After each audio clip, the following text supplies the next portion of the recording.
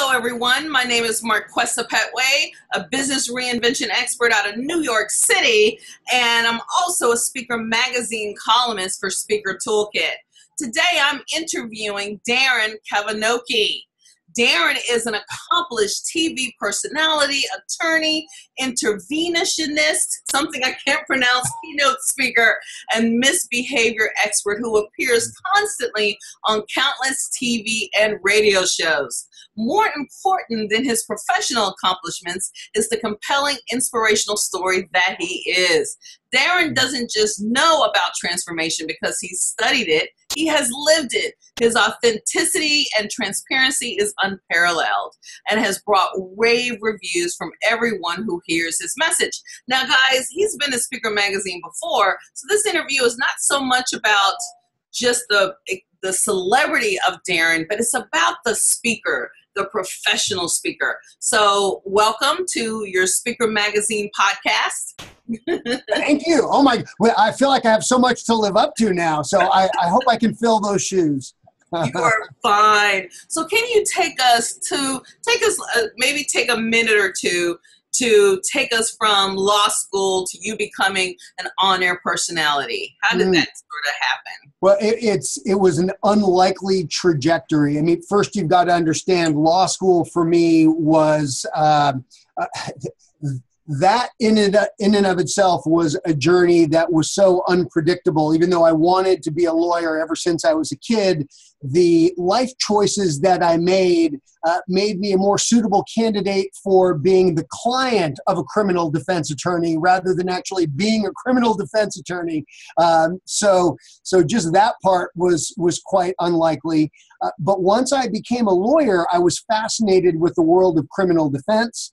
And this was right when the O.J. Simpson case was going on, and criminal defense lawyers were the rock stars of the industry. And I thought, you know what? I want to get a little bit of that. And that brought me to the world of criminal defense, which was what ultimately brought me to the world of television and then finally speaking. Wow. Now, there are a lot of criminal defense attorneys out there. Including the famous Cochran, although he has since passed. How did that turn you into a celebrity, though? How did you wind up going into celebrity world, or what made you stand out? Well, ultimately, I credit Mel Gibson for my entire celebrity, and I'm using air quotes now, but my entire celebrity status, I really owe to Mel. It all started when Mel got arrested for drunk driving and some of his crazy rantings by the side of the road. And Entertainment Tonight was looking for somebody to go on air and deliver what I call the expert blah blah of talking about what was Mel facing and about DUI cases in general. And the person who had been their on-air go-to expert was actually a divorce lawyer. And when they contacted him about Mel, he said, you know, I don't really feel comfortable talking about these issues, but I know this guy, Darren, why don't you put him on? And because of that first appearance, which is so funny, Marquessa, because when they first called me, it was such a there were so many logistical issues about how I was going to appear on their show. We were up against these fantastic deadlines. Was I going to go down to the studio, or were they sending a crew to me? There was all this back and forth. And then once we finally settled that I was going in to talk to the studio to talk about Mel, I get a call from the senior producer there, and she says, Darren, I'd like to know, what are you wearing? And I said, oh, are you trying to seduce me, Mrs. Robinson? And she says, no, you idiot. I just want to make sure that you look camera appropriate, that you're not wearing a shirt that's too tightly patterned so it looks fuzzy on screen. And there's something about that whole conversation and the logistical nightmare about getting me down there. It just triggered something in my mind. And I happened to be just a few blocks from my house when I got that call. And I went ripping into my closet and I grabbed a bunch of shirts and ties and eyeglasses. And I come walking into Entertainment Tonight with my wardrobe. And mind you, this is the first time that we've ever met. They had no idea who I really was. And they said, what's all this? And I said to them, well, look, this Mel Gibson story, it's going to be around for more than just today. And this was really a nightmare trying to figure out how I'm getting down here and all of this. So why don't you shoot some sound bites with me in different outfits and then you don't have to have me come back, because I realized and recognized right away that those crews were very, very expensive and hard to put together logistically. And it was like heads exploded, and no one in the history of TV production had thought of such a thing. And very quickly, because I came to that interview with the mindset of solving their problems, I became a field correspondent for Entertainment Tonight and The Insider. And right away, I'm flying around the country covering some of the most important journalistic stories of this generation or any other. For example, if you remember the Balloon Boy saga, do you remember Balloon Boy? Yes, I do. I was actually in front of Balloon Boy's house, doing my stand-ups, reporting live for Entertainment Tonight, and Tiger Woods and his infidelities and all of these crazy scandals, and very, very quickly I was full-time in that TV world, and I loved it. Just absolutely loved it. Now, I took a lot of takeaways from what you just said. Number one, you had to let your friends know, listen, if there's ever an opportunity, think of me. You already know what kind of law I practice. And then you were ready when the reporters called, because in our business, we are surrounded by media. I mean, I live in New York. I got several reporters in my building. So media is our world. But you thought outside the box, and you decided, I'm going to show up and make their job easier. And then that turned into another business opportunity for you. I think that is exactly if there's one thing that anybody takes away from this conversation, it's the concept of adding more value. And what was in the forefront of my mind, although I didn't think of it in this way, I only have the clarity through 2020 hindsight, it was really about, how do I add more value to that production team? How do I solve their problem? And that attitude, or that wondering, has served me over and over and over again, because I think for anybody who's interested in getting on TV and reaping all of the rewards that being an on-air personality can drive, it really is about solving the problem of the booking producer. Wonderful. So now let's go from that, because you've been on several shows. You have your own magazine type show. I've made over 1,000 TV appearances now. I'm still the legal analyst for The Insider. I appear on CNN and CNN International, and I created my own show that I get to host because I created it, called Deadly Sins. We just wrapped production on our 5th season there, so there's been a lot of television for me. You know, what I'm also hearing is you never got comfortable. You decided, all right, this is good. I'm glad that they're calling me, but how can I take it to the next level? How can I take it to the next level? Because you had to do that in order to create your own show. You want to tell us a little bit about that mindset, or where that came from? Oh, well, in terms of creating my own show, it was one of those, my goodness, I remember the moment I was covering the Tiger Woods story and in Florida, and I was covering it for The Insider.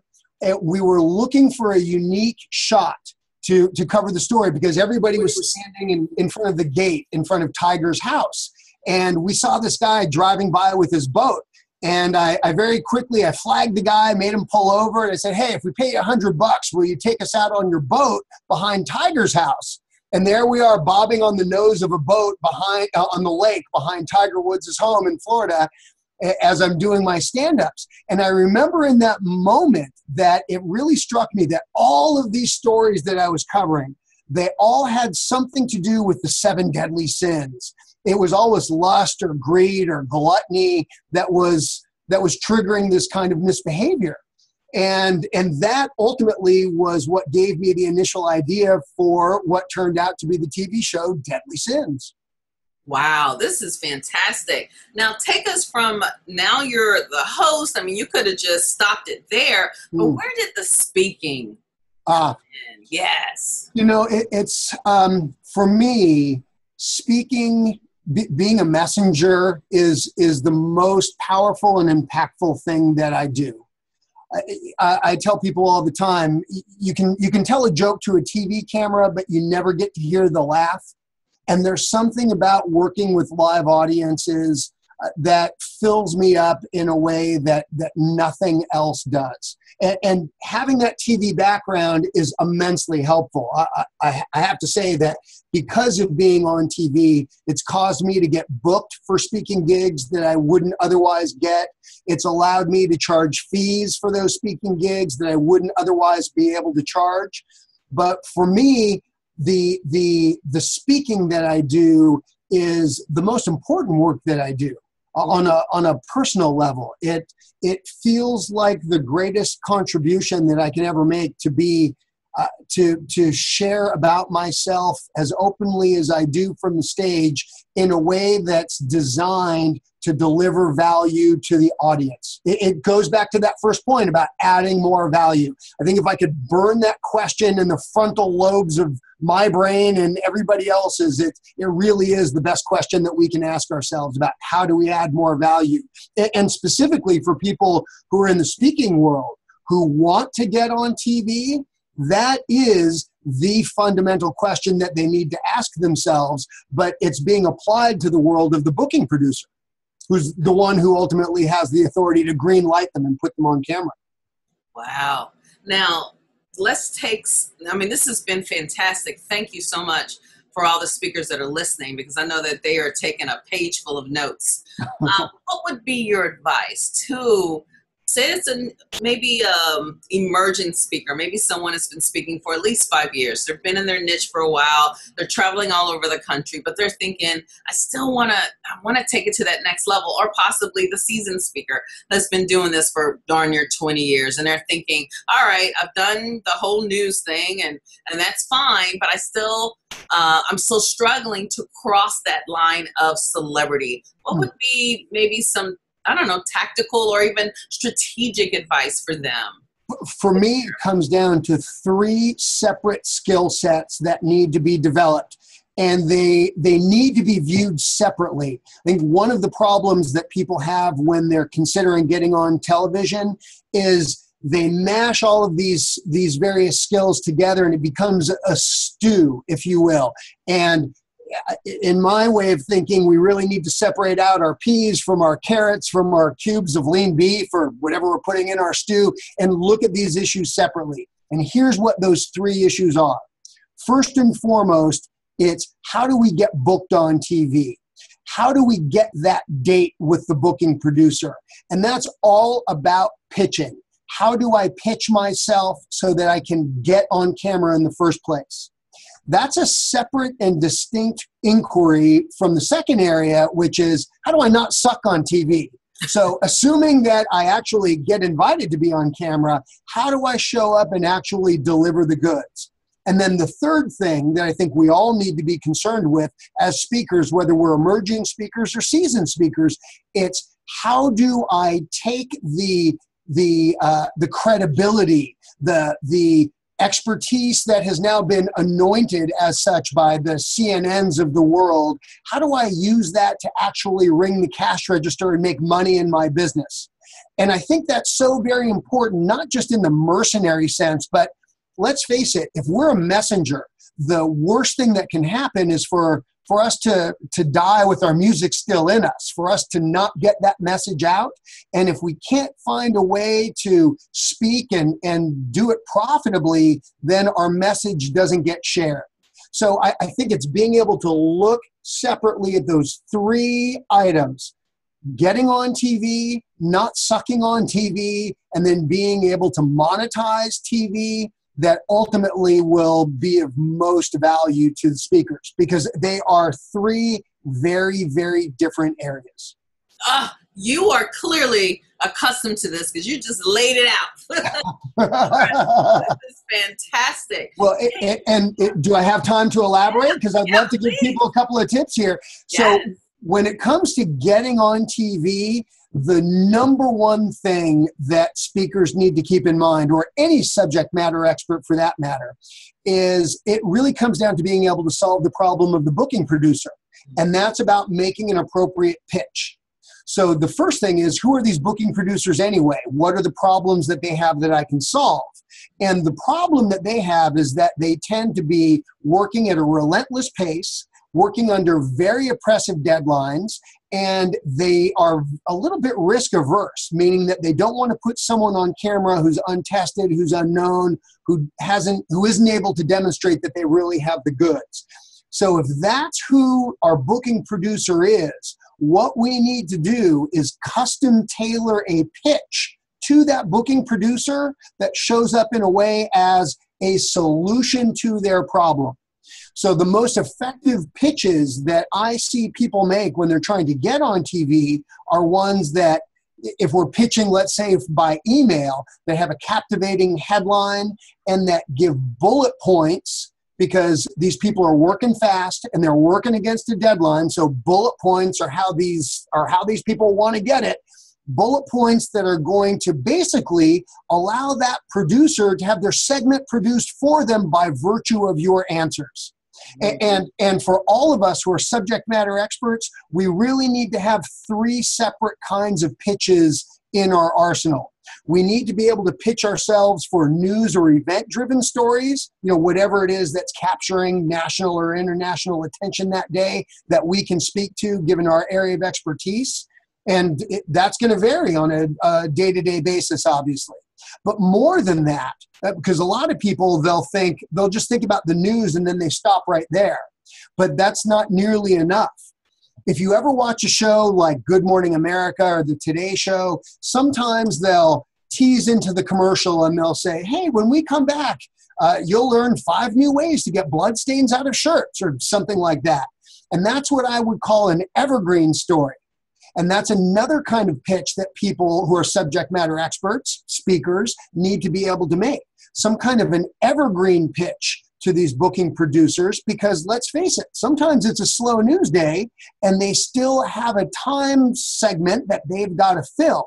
And so it's not enough just to have a news-driven pitch or several news-driven pitches. You've also got to have pitches that are evergreen, that could get plugged in any day. And then the third kind of pitch that subject matter experts need to be aware of is what I call a calendar-driven pitch. And that's as if the news-driven pitch and the news-driven pitch and the event-driven pitch got together and had a baby. That would be their offspring. And the calendar-driven pitch is one where if we look forward over the next 365 days, we know that there are certain events and happenings that are going to take place that relate to each of our particular areas of expertise. So in my case, as a criminal defense lawyer, it's all about the legal stuff, but it could apply to any industry, and really it applies to every industry. So we know that over the course of the next year, we're going to have Christmas, we're going to have New Year's, we're going to have Fashion Week in New York, we're going to have the Super Bowl, we're going to have all of these different events. And so the question is, as a subject matter expert, what are the events that I know are going to happen that I can start working on crafting a pitch in advance so I can better solve the problem of the booking producer and start pitching those things when they have plenty of time to be able to create their shows. So ultimately, as subject matter experts, and that's what we all are as messengers and as speakers, we need to have all 3 of those pitches in our repertoire. We need to be able to pitch ourselves effectively for a news or an event-driven story. We need to be able to have some event or some evergreen pitches that we can plug in anytime, and then also look at the calendar to forecast different kinds of pitches that we know are going to happen over the course of time. Oh, you are amazing. Hugs and kisses. I want to turn you into earrings, Marquessa, so I can carry you around with me, or maybe a pocket square at least. Now, if our speakers want to check you out or get in touch, or how can they find you, Darren? Or well, DarrenKavinoky.com is my website, and I love to joke with people and just say, the common spelling, but Kavinoky is Kavinoky. DarrenKavinoky.com. You can find me. I'm on every social media. I welcome and invite people to stay with me to link to me on LinkedIn or follow me on Twitter. I'm really easy to get a hold of. Or you can call me toll free at 1-800-NO-CUFFS, which is my law office number, because let's face it, no one looks good in handcuffs, unless you're into that sort of thing. No judgment. Well, I want to just say thank you on behalf of Speaker Magazine and National Speakers Association. And this has been awesome. Now I'm just thinking, where am I going to fit in the other speakers? Thank you so much for the kind words. It's such a privilege to be able to do this. First and foremost, above everything in my life, I really do consider myself a speaker. And it's just such a privilege to be able to contribute in any way to my colleagues. I love NSA. I love being able to contribute any way I can. And I welcome people to reach out and stay in touch. And if there's anything I can do to help people amplify their voice by getting on TV, then I'm really committed to doing it. Excellent. Well, hold tight 1 second. I'm going to end the recording. Thank you guys for listening to this. Again, this has been an awesome interview. Make sure you check out this feature about, wait a minute, I want to become a celebrity and use my expertise as a professional speaker to change the world on an even bigger platform. We thank you so much. All right.